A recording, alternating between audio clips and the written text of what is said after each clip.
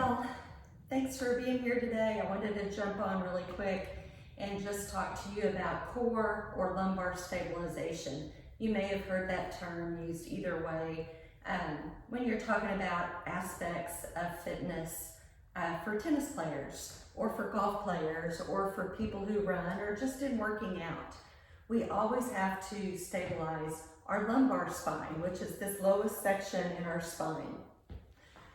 And to just review back, we've talked about where our motion comes from and where our power comes from when we play tennis.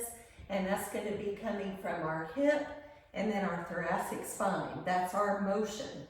Our hip we're going to use for power as well, right here in this gluteus medius muscle. We're going to push through that hip when we're serving, when we're hitting our forehand, all those different strokes. We want to use that glute muscle. And we want to get the motion in the hip joint and the thoracic spine or your mid-back. So what happens in the low back while we're playing? Ideally, we want to stabilize in that low back. We don't want to use that portion of our spine for our mobility. So there are a couple of basic exercises that I want to show you that is great with stability. So let me set this racket down. And I'm going to show you just a couple things.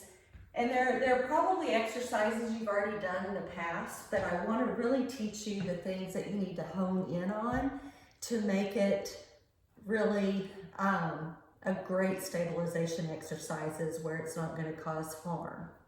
Now, I will preface this to say if you have had any kind of back injury, these are typically safe for you to do, but you should check with your personal physical therapist before you start any new exercise. So we're going to start with just a regular forward plank. And the thing that we're trying to do with the plank is get your abdominal muscles. These are also good for the muscles in your back and your gluteus maximus muscle. There are a couple of things that I see people do that are mistakes that I want to warn you about. We're going to do these on our forearms, not up on our hands. Up on our hands is a little bit easier, but we're going to do it on our forearms. And I see most people clasp their hands together, which for most people is not going to cause a problem. But for some people, especially if you have shoulder issues, when you rotate your arms inward, you're closing down your shoulder joint. That can lead to impingement. So always try and be sure to keep your hands and shoulders in neutral. So you're just going to have your hands out at shoulder width. So we're going to come down on our forearm. We're going to come up on our toes. I'm really pulling my belly button in. I'm squeezing my buttocks as tight as I can. And I'm looking out just past my hands so that my neck is in neutral. I'm thinking about my ears are over my shoulders. My chest is down just a little. I don't want to be rounded here through my thoracic spine. You see that? So just let that drop down, but don't let your back sag. So that's where pulling that belly button in is going to keep your back from sagging.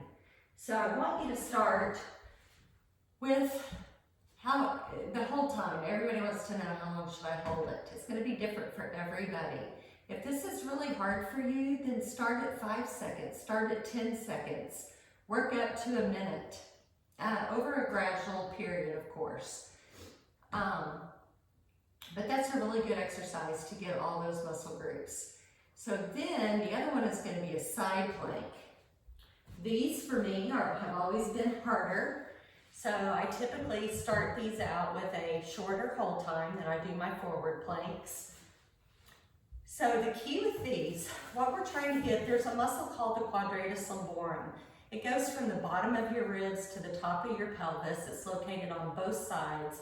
It's a very large muscle, and it is used a lot in stabilization for tennis players and golfers.